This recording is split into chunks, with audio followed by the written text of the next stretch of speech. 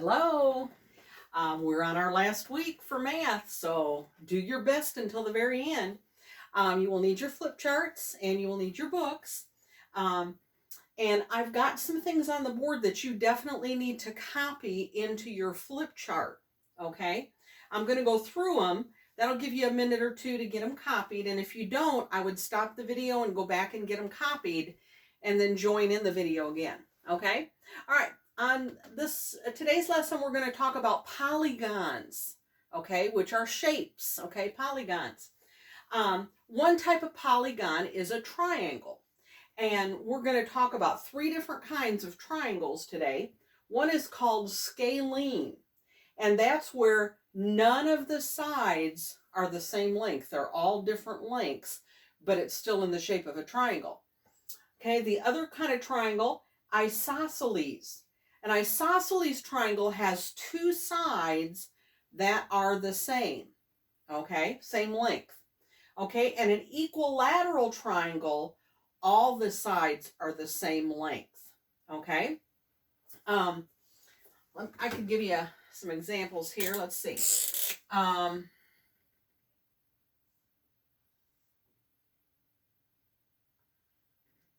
Okay, if you look at this triangle, does it look like any of the sides are the same length? I don't think so. Because this one is longer than this one, and then this one's shorter than both of them. Okay? So those are not the same length. Okay? So that would be a scalene triangle. Okay, an isosceles triangle. Okay? Actually, isosceles triangle here,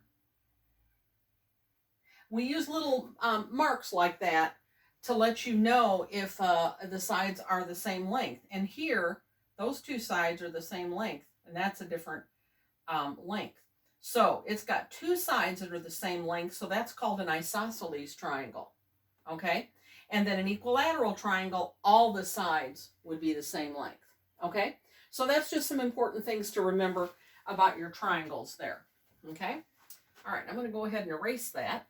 So like I said, if you didn't get it copied in there, make sure that you do that, okay? Now, I just erased this from the bottom, but I wanted to go over it. A regular polygon is where all sides and angles are the same. So all sides are the same length, all angles measure the same. And it's called a regular polygon. One example of that would be your square. All sides would be the same, all angles would be the same. Okay? So that would be a regular polygon.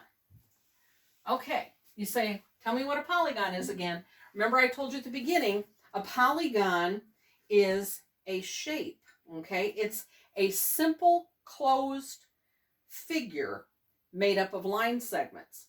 Now another term, polygons are said to be simple, all right, if they do not intersect themselves. Okay, now I know I'm throwing a lot of terms at you. That's why I wanted you to get them in your flip chart so you have them all together. These are, however, in your book beginning on page 500. So one other thing you may need to do is, well, you definitely need to read through this. But as you read through it, highlight definitions of things and words that you're going to need to know. So we say a polygon is simple if the lines do not intersect themselves. Okay, if I gave you a figure like this. Okay, do any lines intersect? Now remember, intersect means they cross over. Okay, none of these lines intersect. So it's simple and it's closed. Okay, It's closed. It's all enclosed there. Okay? You know it's closed if the beginning point, if you get back to that beginning point. See, we got back to that beginning point. So it's simple because none of the lines intersect and it's also closed. Okay, what would you say this one is?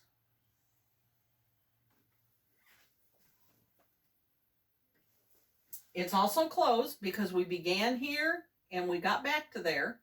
So it's closed. And is it simple? Yes, it's simple. Okay, it's simple because none of the lines intersect. Okay, what about this one? Is it closed, first of all? No, you started here and ended down here, so it's not closed. But is it simple? Yes, because nothing intersects. Okay, I'll give you one more.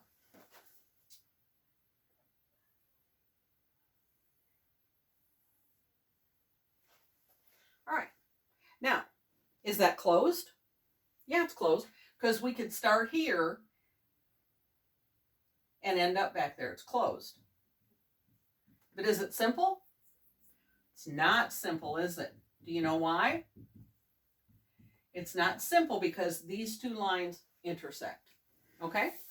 So that's just some polygons for you.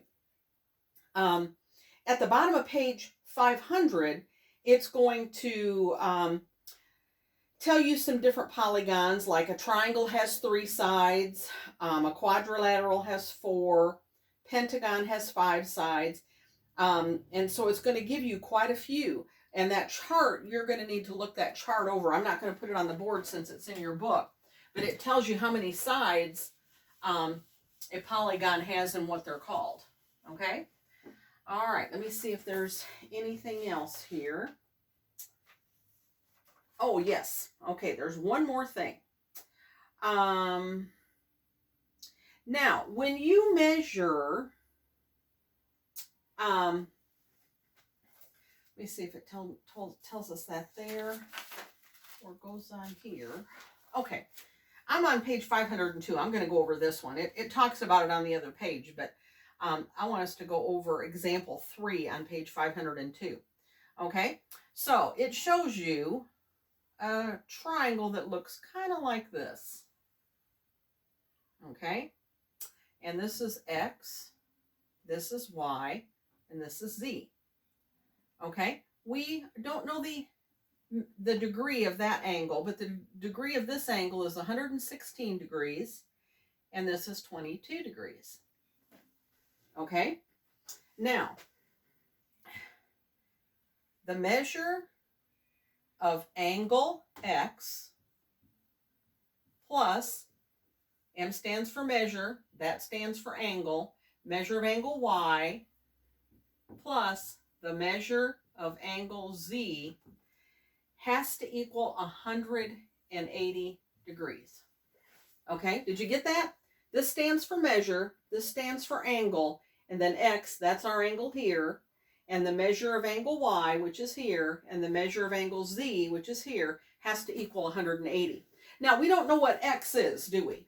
Okay, but we do know, let's put the measure of angle X, we still don't know. Now, the measure of angle Y is 116.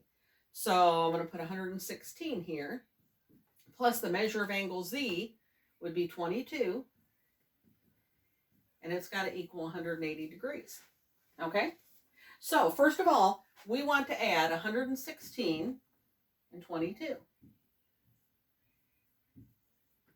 So now we've got the measure of angle X plus 138 equals 180 degrees. Okay? Now, this is an algebra problem. Now, remember, this is our variable because we're trying to solve for what X is. So what we need to do is get rid of our 138. And so to do that, see, measure of angle X, we have to subtract 138, don't we? If we're going to get rid of it. And if we subtract 138 from that side, we have to subtract 138 from this side. So now we're going to take our 180 minus 138. So 42 degrees. So the measure of angle X is 42 degrees. Okay? All right.